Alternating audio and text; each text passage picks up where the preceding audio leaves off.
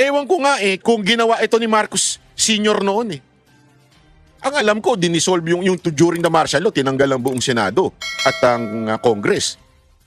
Pero hindi ganito na binaboy na parang, alam mo yung mga napapanood sa pelikula ng mga kartel? Parang ganun. Lantaran. Ito, panoorin ninyo ito para mas maunawaan natin Ako kasi talagang nagdurugo yung puso ko nung nakaantabayan lang po ako all throughout tinitingnan ko. Yung nangyayari, sabi ko, Balikan naman natin ang kaliwat ng tensyon sa Senado kanina mula nang maispatan si Senador Bato de la Rosa hanggang sa nagkaputukan na sa loob ng Senado. Nasa frontline ng balitang yan ang aming Senate correspondent na si Mean Los Baños. I don't know bakit kami nandito sa dulo nito.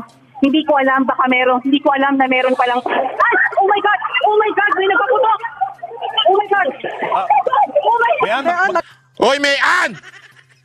Huwag kang oh my God na oh my God! Nakakatakot nga naman din yun. Pero, journalist ka dapat, yung tikas mo, huwag ka na sumigaw ng oh my God! Oh my God! Oh my God! Huwag ganun. Media, akala ko ba professional kayo mga journalist? Buti pa yung taga-SMNI Hindi nagsisigaw ng ganyan yung si Torno ng SMNI, ano sabi niya? Kuya, wag mo ako tutulak! Wag mo ako tutulak! Makakatikim ka sa akin! Ganun Eto, oh my God! Oh my God! Oh my God! Mag-ingat kayo! Mag-ingat kayo, Mean! Tabi ka muna, Mean! Oh my God! Nagkaputukan sa second floor ng TV News 5, palitan niyo si Mean. Hindi pala kaya ng gulo. Natataranta. Nagpapanik. Senado habang nakabantay kami sa posibilidad ng pag-aresto kay Senador Bato de la Rosa. Sa gitna yan ang aking live coverage para sa Frontline Pilipinas. Pinaatras at pinaalis kaming mga taga-media. Napapaligiran din kami ng mga tauhan ng PNP at ng Office of Sergeant at Arms. Ilan sa kanila may hawak na baril at nakasuot pa ng bulletproof vest. Kanina nga, nandyan ako nanonood sa News 5 Nagko-comment ako Kasi sabihin ba naman ni Mean, ewan ko, halata kayo Hindi ko alam kung bobo kayo sa barel, o talagang tanga lang kayo, o baka talagang yun ang instruction sa inyo. Take note planado ito. Mamaya papaliwanag ko sa inyo kung bakit planado. Pero, eto, kahit nga nung pinagkakakunik-kunik ko na yung mga nangyari, lahat ng media sabay-sabay na nagsabi during that live na nagpaputok yung USAA. Una nagpaputok. Yung mga USAA, pag titingnan ninyo, nasa loob ng building. Kung nagpaputok yan, sobrang lakas niyan. Ang ingay niyan. Yung unang putok, kung mapapansin ninyo, mahina. Hindi ganun kalakas. Halatang nanggaling sa labas. Ngayon, sinasabi nila, pinagbibintangan nila na USAA daw una nagpaputok ng warning shot. Alam mo, mabibingi kayo dyan kung nandyan sa loob yan. Katabi lang nila, kitang-kita At saka ganito. Given. Halimbawa lang, sinabi talaga ng USAA o sinabi ng kusino man, kasi ang nagsabi lang na ang unang nagpaputok etong si Sirimulya na wala naman tayong tiwala dyan. Di ba? Pero, gayon pa man, how can you say, pagputok na pagputok, narinig ko yung mga media, kasama na si Mean ng News 5, sabi, nagpaputok ang USAA. Una nagpaputok ang USAA. Sabi ko, paano mo ka nakita? Nakita mo, naka-live siya Wala ka makikitang apoy na lumabas dun sa barel, o umusok, o pumuto, kasi ganun usually yun Di ba? Malalaman mo. Kung doon nagpaputok, wala Una-una may ano nga yan may syempre pagputok, may ganyan yan Hindi. Kita ho sa video yan Pagpapansin ninyo. Yung ibang video kasi mas maganda Office of Sergeant Ayan sa second floor ng Senado habang nakabantay kami sa posibilidad ng pag-aresto kay Senador Bato de la Rosa. Sa gitna yan ang aking live coverage para sa Frontline Pilipinas. Pinaatras at pinaalis kaming mga taga-media. Napapaligiran din kami ng mga tauhan ng PNP at ng Office of Sergeant at Arms. Ilan sa kanila may hawak na baril at nakasuot pa ng bulletproof vest.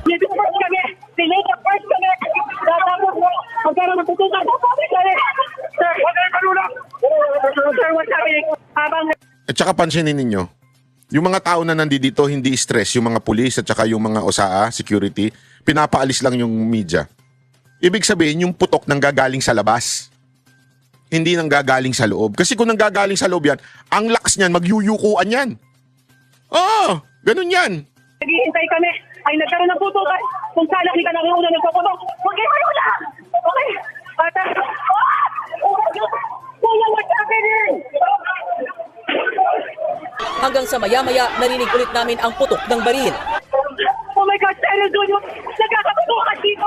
Oh my God! Oh my God! Oh my God! Mayan, mag-ingat kayo dyan. Publika mo na, Mian. Oo. Publika mo na, Mian. Oo. Nagpapanik ka na eh. Tuloy-tuloy pa ang putok ng baril habang pinapaatras kami. Naririnig niyo ba? Naririnig namin. Tuloy-tuloy! Sunod-sunod Hold on, hold on! Tutukan. Yan. Ilang saglit lang, meron na namang nagpaputok. Oh my God, ayun na naman! Ayun na naman! Mian. Kinakawin na tayo! Kinakawin tayo! Mian. Sa gitna niyan, napatayan din kami ng ilaw. Nasa unahan ako mismo, so nakikita ko dito unless, sir, wag niyo na po akong palisin, please. Dumating din sa set Alam mo, dapat paalisin talaga itong mga media sa loob, sa totoo lang. Kasi, police operation na itong nangyari. Nakita nyo pinatay yung ilaw? Tapos may nanatiling ilaw? Yung ilaw na yun nanggagaling sa mga cameraman. Police operation na nangyari, nagkakaroon na ng siege, may ilaw. May purpose ang pagpatay ng ilaw eh. Tapos may ilaw din pala. Pinatay nyo pa. Sergeant Arms Mau Aplaska. Tinatanong namin kung bakit may barilan pero pinapaatras lang kami. Sir, bakit po? Sir, bakit may barilan, sir? Hanggang sa kinordona na nila ang bahaging ito ng Senado. Bago ang putukan, syempo namang dumating dito sa Senado ang articles of impeachment laban kay Vice President Sara Duterte. Ganyang kakupal yung mga kamera na yan eh. Mantakin mo nagpuputo ka na sa loob. Biglang dinala yung impeachment. Sa dami-dami ng pagkakataon. Di ba? Bakit ngayon nyo dadalhin yung article impeachment? Anong drama yan, kamera? Sobrang drama ninyo. Sasabay pa talaga kayo. Yung bida-bida ba? Ay, alika, ipasok. Magpuputukan sila, ipasok natin yung article of impeachment.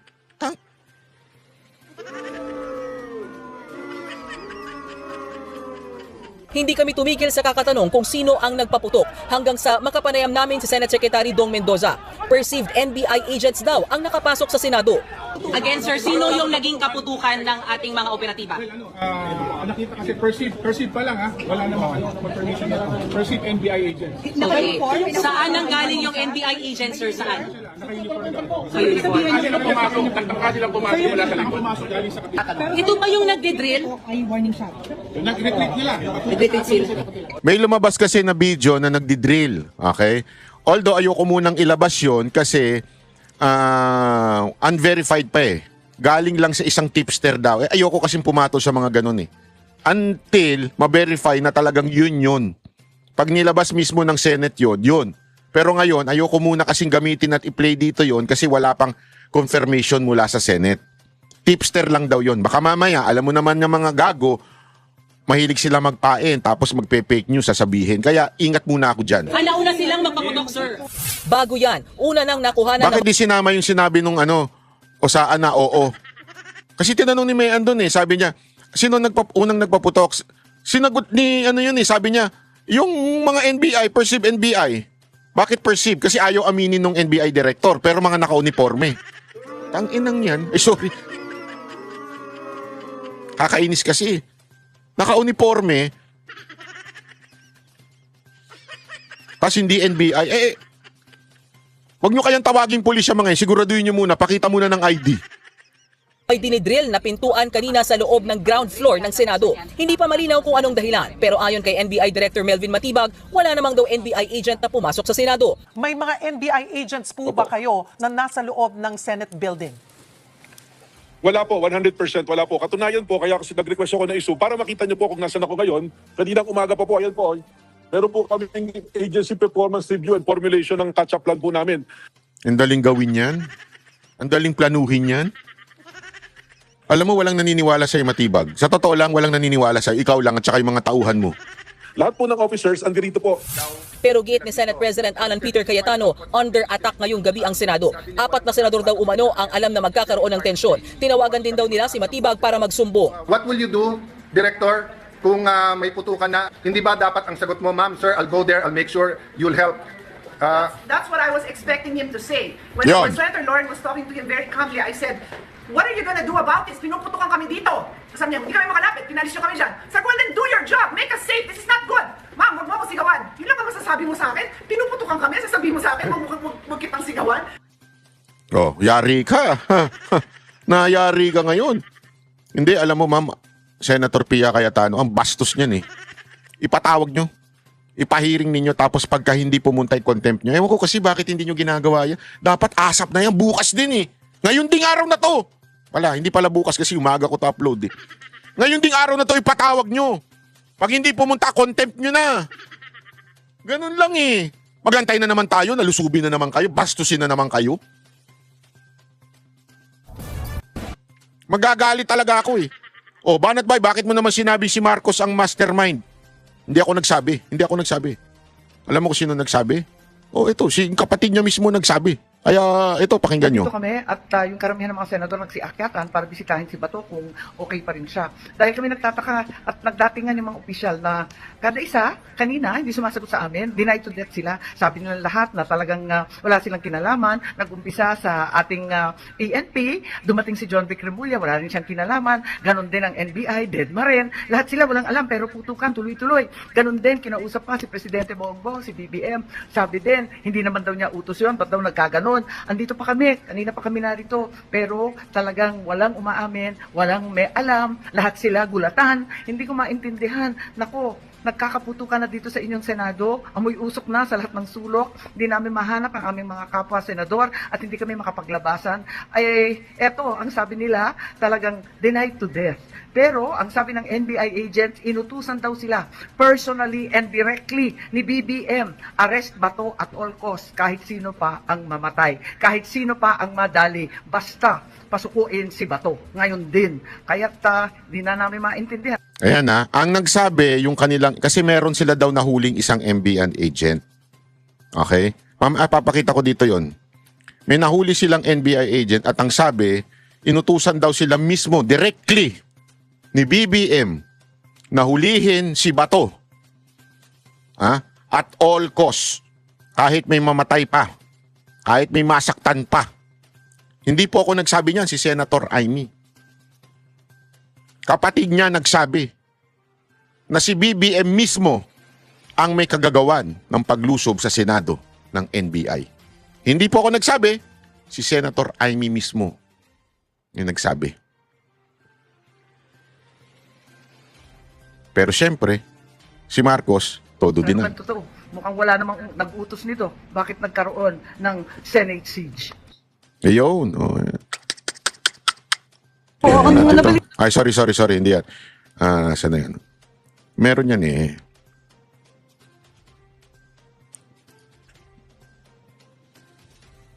Eto. Bakit nagsisigawan? Hindi yan. Ito, ha? Okay. Eto. Okay. Yan. Ngayon, bibisitahin ko muna itong opisina ko. Hindi ko alam kung ano na nangyari sa aking mga tauhan. Kasi kanina, nagputukan, patay lahat ng ilaw. Ngayon lang ako nakaakit eh. Grabe itong nangyari dito. Bakit naman inatake yung Senado? Hindi ko akalain na mangyayari ito dito sa Senate ng Republika ng Pilipinas. Ganito na lang ang turing nila sa amin at ang balita, palibasa lahat sila nagdi-deny. Ang next daw na sasabihin, gawa-gawa lang namin to para mahawakan ang liderato ng Senado at pagtakpan ang impeachment. Ano ba namang kalokohan to? Eto na nga at nagtatago kami dito sa barilan, putukan at siege ng Senado. Sasabihin pa na gawa-gawa daw namin kasi lahat sila denied to death, walang nag-utos, nalusubin ng Senado, walang may kinalaman, wala ang talagang mananagot. Eto na naman tayo. Flood control na naman ba? Ayaw, nako. Linaw ho nun, ha? Ang sabi niya dito, ang update daw, at yun ang pinalalabas ngayon sa mainstream media ng mga kupal na mga dilawan at mga pinklawan na mga analyst nila. At syempre, kasangkot dito yung mga bayarang media na kesyo gawa-gawa lang daw to. Para daw tumakas si Bato. Hindi naman tumakas si Bato, nandun pa rin siya. Ito pa. Nandito kami at nagsisiksikan kami sa isang maliit at madilim na sulok dito sa kwarto ng SP habang nagpuputukan pa rin sa gilid at nagtutulakan pagkat pilit na pumapasok yung mga NBI at yung kanilang mga kasamahan na may mahahabang baril dala-dala. NBI ha? Ito mismo sinasabi na ni Amy. Hindi po ako nagsabi nito ha, Matibag, makinig ka. Hoy Matibag, makinig ka. Hindi ako nagsabi, si Amy Marcos. Ha? Ikayo daw mismo. May mga dala-dala pa kayong mga mahabang baril. At pinagsuot na nga ako ng bulletproof ng aking mga security. Ganun pa man, hindi tama itong nangyayari. Kung nais nilang dakipin si Senator Bato, hindi nila dapat ipinsala ang institusyon ng Senado, ang building ng Senado at ang mga senador. Hindi po tama itong nangyayari at nananawagan kami sa mga opisyal. Kung kayo ay busy o may ginagawa o kung ano-ano pa, pwede ba tulungan ninyo kami rito? At nagpapasaklolo na yung mga senador ng so, nandito kami at Good job ka dito, Senator Amy. Hindi, tayo naman, di ba? Alam nyo naman ako, no talaga ako dyan kay Amy. Binabanata natin yan. Pero pag tama, palakpakan. Pag mali, banatan. Ito, good job ka dito, ha? Ito daw. Ito yung sabi nila gawa-gawa. Ngayon, bibisitahin ko muna itong opisina ko. Hindi ko alam kung ano na nangyari sa aking mga tauhan. Kasi kanina, nagputukan, patay lahat ng ilaw. Ngayon lang ako nakaakit Grabe itong nangyari dito. Bakit naman inatake yung Senado? Hindi ko akalain na mangyayari ito dito sa Senate ng Republika ng Pilipinas.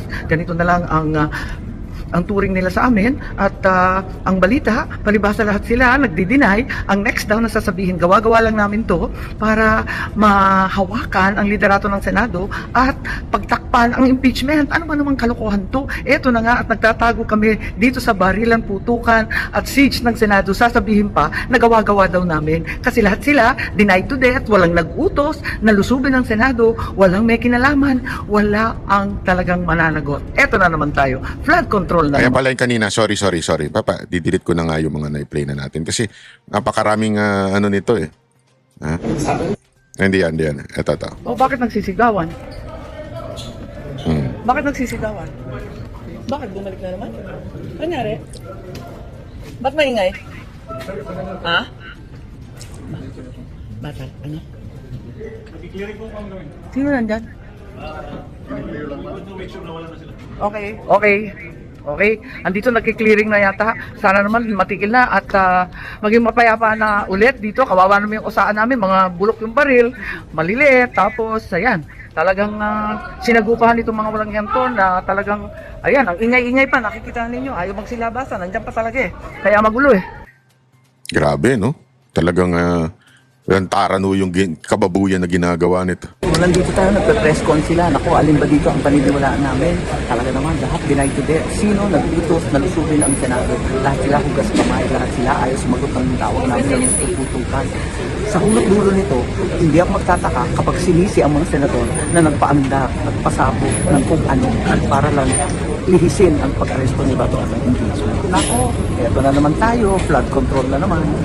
Grabe, no? Masisisihin na naman. Iba na naman. Yun yung sinasabi niyang flood control Tinutukoy na yung mastermind dito. Sinabi na nga mismo, may nahuli kasi sila. Di ko makita kung saan dito yung part na may nahuli sila Ito pa. Ang nabalitaan ko mula sa aking mga empleyado, ang ating mga abogado sa Legis, sa opisina namin, sina Senator Gatchalian at Senator Subiri, nagbabakate na daw ng premises nila. Kaya nagtaka kami, bakit... Ito yung medyo, dito, matindi. Kahit si Senator Cayetano, ito rin ang sinabi niya. Tapos kasi merong maraming mga staff yan Actually, ganito kasi ang setup sa Senate. Yung mga staff dyan, hindi naman napapalitan. Yung senador lang kasi nire-retain ng mga lumang senador at mga bagong senador, yung mga empleyado niya, nakabisado na yung galawan sa loob. So minsan nagchichismisan yan. Nagkikwentuhan yung mga yan. I-vacate ni Gatchalian at saka ni Subiri yung kanilang opisina. Nakita ng mga staff nila Senator Amy pati nila Cayetano. Before nangyari yan. So it was planned. Planado. Planado yung pagluso, pag-atake sa Senado. Sino nagplano? Bakit alam ni Gatchalian, di umano, at ni Subiri? At bakit pumayag sila na lusubin si Bato? Kunin. Alam ba nila na ang utos dun sa NBI, di umano ay kunin si Bato at si Bato at all cost kahit may mamatay o may masaktan? Alam kaya nila yun? Abay, daig nyo pa pala yung mga panahon nila Aguinaldo tsaka nila General Luna. Na kapwa Pilipino, kapwa opisyal. Pinagkanulo nyo sa Banyaga Ganun ba kayo, Gatchalian tsaka Zubiri? Alam ba nila ang mangyayari? Dahil kami nagkakaupos at inaabangan yung pagdating ng mga articles of impeachment kasi talagang determinado kami na talagang mag-convene ka agad para walang masabi yung tao na pinagtatakpan o dinedelay. Gustong-gusto namin na tanggapin na yung articles of impeachment. Andun kami, mahinahon na nagkakaupos, pinag-uusapan kung anong dapat gawin. Biglang ang balita, pati daw si Rules Secretary, si Mavic Garcia, nakatanggap din ng abiso na umalis ka na dyan, makakagulo. Bakit Ay, alam grabe. nila? Kaya ako Bakit? nagtataka, ang balita Bakit? si Senator Lore nakatanggap din ng abiso. Pero ayaw naman niya maniwala, ayaw niya kaming iwanan. Nagtataka ako bakit yung iba pinagsabihan. Ibig sabihin, may nakakaalam, meron ding Oh, pati yung buti naman si Loren Legarda, hindi bumigay nagbantay dyan. Sinabihan din daw siya na magkakagulo. naiwan katulad namin doon sa putukan, sa mausok at talagang kinandado kami doon. Kaya nagtataka ako, sino kaya ang nagputos na lusubin ng Senado na may 4 na nakakaalam, ngunit kami walang kamalay-malay. Ma'am, nasan kayo nagkaputukan, dinig nyo? Ang lakas-lakas, nakakatawa nga kasi si Senator Joel. Ako sabi ko, putukan na yan. Sabi ni Senator Joel, taga-Bukaway ako fireworks lang yan. Anong fireworks? Kalakas-lakas at ang lapit, papalapit ng papalapit. Doon sa amin, sa office ni SP, nagbibiruan pa kami, hindi kami maniwala hanggang pumasok yung mga employees na tataranta, hinaharang na yung mga pinto at nakakalapit na yung mga NBI o kung sino man ang nagpaputok. So talagang Senate siege ang dating, hindi ko maintindihan. Bakit naman Senate dito sa kagustuhan ba? Parang kay OJC Siege, no? Diba? Parang kay OJC Siege. Alam mo kasi matagal na namin sinasabi ito, hindi porket nasa SME na yung Banateros Hindi porket nasa SME na yung Banateros, kaya namin patuloy na nananawagan kami nung panahon ng Senate Siege. Naalala nyo? Senate Siege, KOJC Siege. Hindi dahil kami ay empleyado o mga may programa sa SME. Kasi po, alam namin yung ginawa sa KOJC, sample yun. Sample yun kay Pastor. Kung papalag ang taong bayan, hindi na nila susunod yung mga plano nila. Sinong mga sumuporta lang nun? Mga mga membro. Iilan lang na mga tagalabas. So, inulit nila. Ginawa nila kay PRRD. Wala rin na nagpunta doon sa Villamor Air Base nun. Natakot din yung iba, hindi ko alam. Akala hindi seryoso. Ngayon, eto na. Eto talaga matinding pambababoy na to. Patayan na, barilan na. Ganun na ang ginagawa dito. Tapos, hindi pa rin tayo iimik, hindi pa rin tayo magsasalita. Again, hindi ko sinabing manggulo. Hindi po ako nananawagan na magrebelde. Hindi po yan. Ang sinasabi ko, sumuporta tayo, ipakita natin, suporta natin. Gawin nating mapayapa. Pumunta tayo doon sa Senado, ipakita natin, suporta natin sa mga senador natin. Again, in a peaceful manner, according to the Constitution. Peaceful manner. As in peace. Is that? Dapat ganun, peaceful manner ang gawin natin. Suportahan natin sila. Pakita tayo ng taong bayan. Lumabas tayo, pero kung hanggang ganyan, hayaan natin babuyin yan, tingnan nyo, may susunod pa dyan. Oo, sigurado dyan. Ako, hindi na ako magtataka kung ang susunod nila dyan si VP Sara Duterte na gagawin nila yan hanggang bago matapos itong term ni Marcos sa 2028. Hindi talaga nila pauupuin si VP Sara Duterte. Kaya kung ngayon hindi pa kayo kumikilos at nagpapakita ng suporta sa mga senador natin, huwag nyo sisisihin kung madadagdagan na naman ng 6 na taon.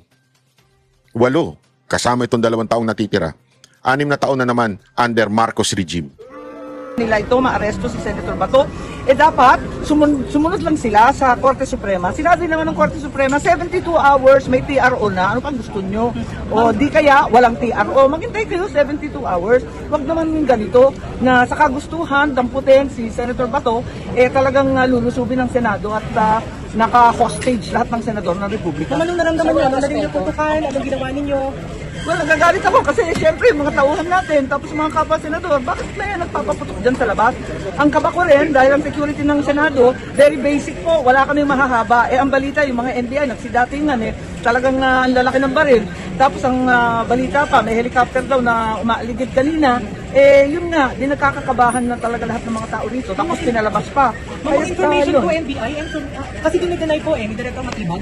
Hindi naman po NBI. Nakakatuwa naman kasi sila, lahat naman sila nagdi-deny sina DILG, dumating pa rito, PNP, dinideny, si Matibag, kahit nakatatak NBI yung mga tao dyan sa papasok ng GSIS, na pilit pang nagdidrill, binubutasan na nila yung pagitan ng GSIS at ng Senado, binubutasan na nila yung pader. Kasi annex naman yung Senado dati nitong GSIS, may pasukan talaga dyan. Abay si Matibag, o kung sino man, ipaliwanag nila kung anong ginagawa nitong mga NBI nila, bakit nagkalat sila rito? Ma'am, bakit binubutasan yung pader? Hindi ko na maintindihan di ba? Dapat may pahintulot dito sa Senado. Wala namang pahintulot. Kaya siguro na pumiglas binutasan na lang ng pilit. Tama ba yun? Kinausap naman niya si Alan, Peter, at sabi niya, hindi rin daw siya. Lahat na lang sila, hindi sila ang nag-utos sa paglusob ng Senado. Kalokohan talaga no? Talagang hindi daw sila. Ito pa. Oh. Hindi. Sorry, wag mo na yan. Balikan naman natin ang Sorry. Politics goes out the window.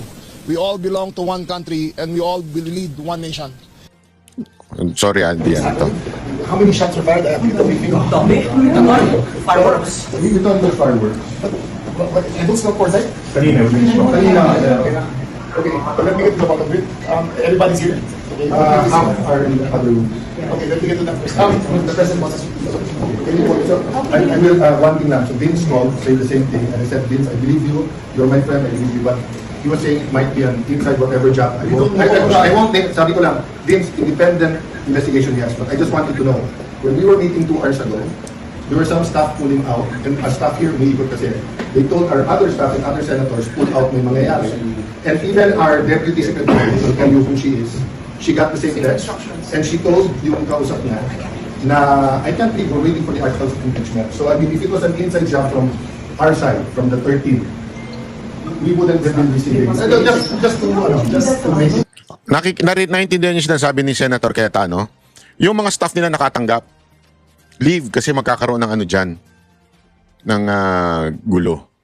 Sabi ng mga staff, we cannot leave kasi tatanggapin namin yung impeachment, article of impeachment. So, kasi pinagbibintangan daw sila, Cayetano, na sila may kagagawan yan. Paano sila? Sila nga yung hindi umalis. Ang umalis, yung mga minority. Yeah, we'll forget about it. I don't have what you have to know is that there is another entrance in this building.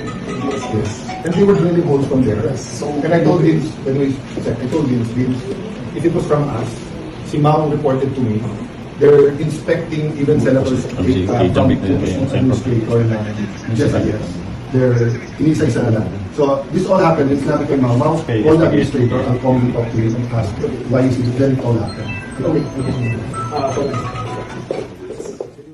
Ayan, ito pala, pasensya na, ito yung importante, importante papaliwanag ko sa inyo to. Kasi para maunawaan ninyo. At wag naman po natin idama yung mga hindi kasangkot. Okay? Ito. Chatomate, ha? Wait lang. Importante kasi ito eh. Sana yun. Bakit hindi na... Ayun, bakit di na tapos? Wait lang po, Sorry. Bakit ba hindi?